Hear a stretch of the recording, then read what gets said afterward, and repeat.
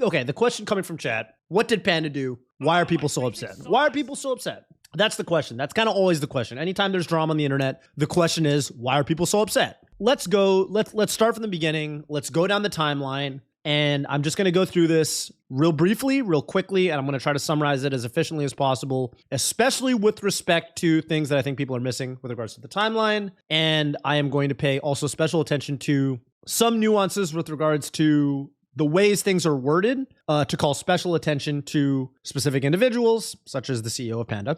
So without further ado, okay, basically, Smash World Tour goes online and says, we probably have to cancel. That's this tweet. The upcoming Smash World Tour championships and the entirety of the 2023 Smash World Tour must be canceled. And here's the story, which brings us here. So here we basically have VGBC, Smash World Tour, and they are a really, really, for people who aren't really aware, they've been around for a very fucking long time. The first event that I went to that VGBC streamed was Pound 4. That's it. That was in 2010 in January. Might have been February, but it was in the winter of 2010.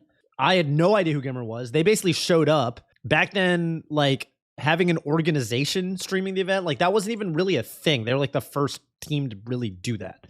And so they've been around for a really long time in the scene. And so I think, in particular with that context, it's like pretty fucked up in the sense that it's like, dude, this could be a blow to the VGBC's bottom line that like, worst case scenario, this could be unrecoverable, right? Like, this is such a huge amount of money.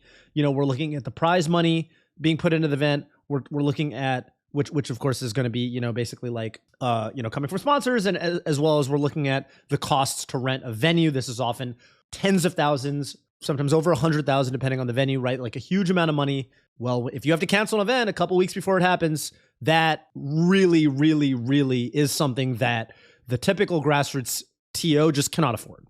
So what happened? Basically, a big question that we've had for some time now is like, okay, we've got Smash World Tour, we've got Panda Cup, like we've got two circuits. What the hell is going on? We've got Panda Cup, who's partnered with Nintendo, but then you've got Smash World Tour, and they're not partnered with Nintendo. They're just kind of working on their own. They don't have a license. And if there was a little blurb at the bottom of the Smash World Tour website, which I think I can go to, where there's an FAQ, is Nintendo involved in Smash World Tour? As of now, the Smash World Tour is not yet officially associated or affiliated with Nintendo or Nintendo of America. One of our goals is to offer a unified way for Nintendo to directly support the global Smash community. So, this is laid out. SWT is not actually affiliated, but they'd like to be, basically, right?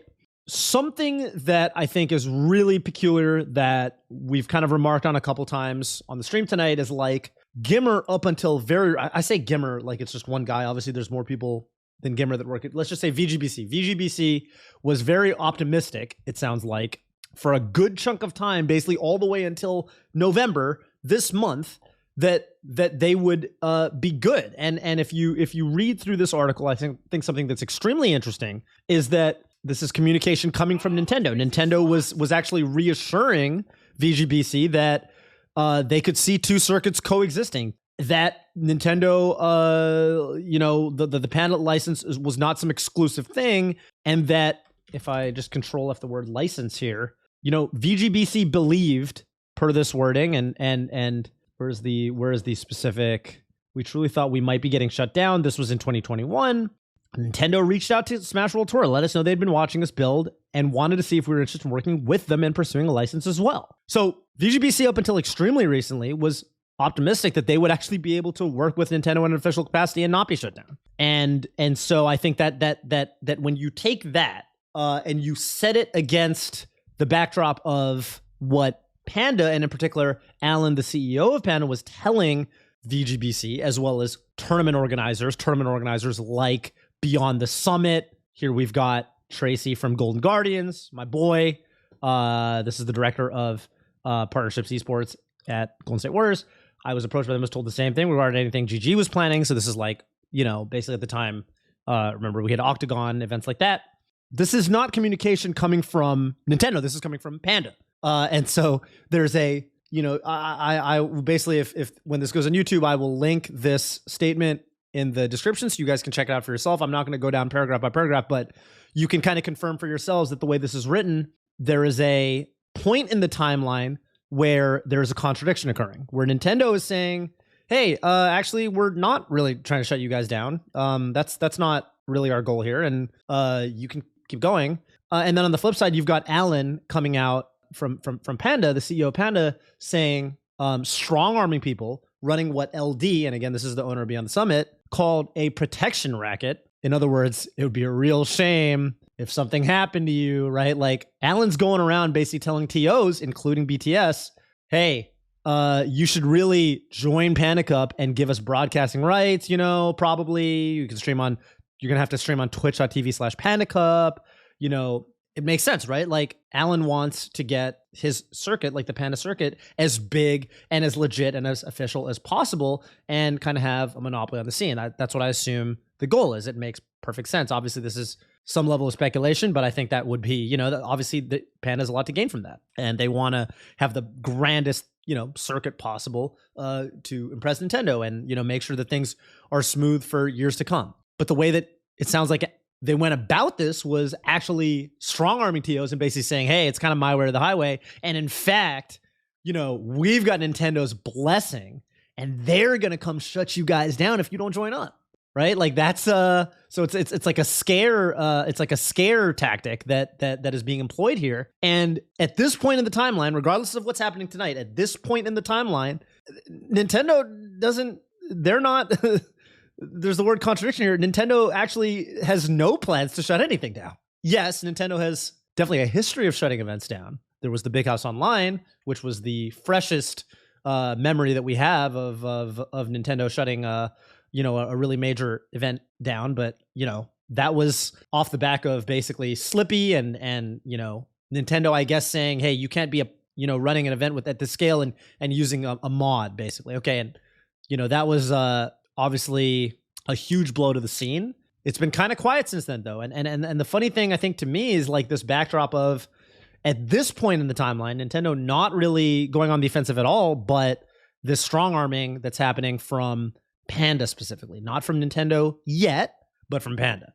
And so I think, people in the chat asking, well, what did Panda do? What did Alan do? Why are we mad at Panda? Why aren't we just mad at Nintendo this time? I think that per this write-up, per this article, at this point in the timeline, sounds like Panda's the main bad guy, not just Big N, right? So time passes and there's this kind of lingering sense, I think, on the Smash World Tour front, the VGBC front, that things are getting worked out eventually. I think there was a left on the back burner. What was the wording they used? Right. So basically, a good chunk of this article is basically on the Smash World Tour front. You've got Smash World Tour and VGBC saying, okay, well, we're, working towards getting a license. We want to get a license and be able to operate in some official capacity moving forward. But Nintendo's dragging their feet. Communications are slowing down. We're waiting months and months and months. And basically it's like, okay, at a certain point, we got to announce the championship. We got to announce the finals. Like, it's August. We haven't announced the championships yet. We need to do it so that people know what the hell is going on at the end of the year. So Nintendo finally responds and says, hey, yeah, sorry, we've just been real busy. We've just been real busy. Sorry, we haven't written back. Our bad, blah, blah, blah. Hey, sorry, you got to announce, hey, I get it, right? But 4 months have passed, and Nintendo says, hey, nothing's been decided yet on the licensing thing. Don't worry about that. The wording here in particular, this is what I mean by like paying attention to the wording. Like, they reminded us that the Panda Cup execution, relationship, and the behavior of the CEO were all under evaluation. Like, the wording is intense when it comes to Panda and the CEO. Like obviously there are no direct quotes here coming from Nintendo, but I have to wonder why it was written in this way. Like, so much of this article to me is written in this very it is not written in a favorable light when it comes to specifically Alan from Panda. It's to me, it feels very intentional. But again, at this point in the timeline, it doesn't sound like Smash World Tour thinks they're going to get shut down. And then finally in November, which I'll remind you is literally this month, and it's been 7 months since the application submission, nothing's really moved forward. And yeah, finals are going to be, they're coming up. They're right around the corner. They're a couple weeks out at this point. They were empathetic to us feeling backburnered. Hey, we're sorry we haven't gotten in touch. Sorry, I haven't checked Discord. My bad, bro. It's just like, yeah, it's the kind of thing you would expect out of, some flaky friend, not like a company that's trying to sell you a license, potentially for tens of thousands or more of dollars. It's a little bit silly, but okay, here we are. And finally, last Wednesday evening, this is a week ago, we had our most recent call with Nintendo. Our Nintendo rep opened by letting us know they're being asked to deliver the news that going forward, Nintendo expects us to only operate with a commercial license, and you won't be granted a commercial license for the upcoming championships or any activity in 2023. And we've received this in writing as well. We asked if they could clarify the reasoning. Initially, Nintendo gave us a reason that seemed to be misinformed. I would love to know what the hell this means. So, like, Nintendo hits them back and says something that was wrong. Okay, no detail provided. And when we pushed back to ask for more details, Nintendo said they were unable to give any specifics and had to speak in generalities moving forward. This was very frustrating given everything we've been told all year regarding accessibility and transparent requirements, and it felt like Nintendo simply did not want the Smash World Tour to continue to exist. What's up, Blur? To wrap this up real quick, Nintendo could not give any specifics. As the last ditch effort, we asked if we continue running the championships in the tour next year without a license, shift our focus to working with them in 2024. We alluded how the last year functioned, which is how it worked, and Nintendo seemed happy with that at the time. And they were told directly that those times were now over. Those times are now over. And that's basically where we're at. Except, boom, the final little piece that just came out, like literally less than an hour before I'm doing this little stream, is this little chunk right here from 12:16 a.m. past midnight Eastern time, November 30th, a Nintendo spokesperson writing to Kotaku. They were unable to come to agreement with SWT for a full strike in 2023, but most notably, Nintendo did not request any changes to or cancellation of remaining events in 2022, including the 2022 championship event, considering the negative impact on the players who are already planning to participate.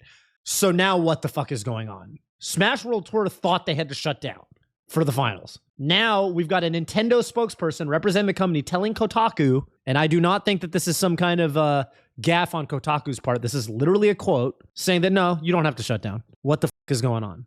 Maybe Blur can shed some light on this situation. We're going to get Blur on the call in one moment. I do want to pull up this Chroma tweet real quick. Yeah, here's some possibilities from Chroma. Let's pull it up. Well, I'm not saying you have to cancel, but you can have the license. And we're also not happy if you run a tournament without the license. Right.